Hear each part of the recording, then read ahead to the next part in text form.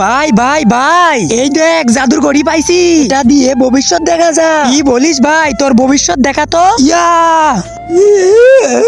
তোর মরণ আমার হাতেই হবে। এই নে। এটা আমি কি দেখলাম? আর কসম ভাই, আমি এরকম কাজ জীবনেও করব না। তোকে মারার আগে আমি নিজেই মরে যাব। শালা, এই গরিব ভুল হতে পারে না। তুই আমাকে মারবি, তার আগে আমি তোকেই মেরে দেব। আরে না ভাই, না এরকম করিস না ভাই।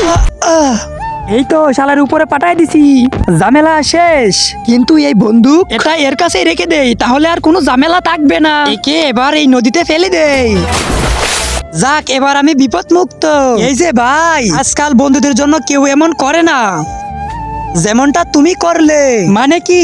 কিন্তু তার আগে তুমি যদি এই ছবিটাকে মন থেকে ভালোবেসে থাকো, তাহলে ভিডিওতে লাইক দিয়ে চ্যানেলটা সাবস্ক্রাইব করে দাও। কিন্তু যদি সাবস্ক্রাইব না করো, আমি ভাববো তুমি ছবিটাকে একটু পছন্দ করো নাই। কমেন্টে লিখে যাও আই লাভ আল্লাহ।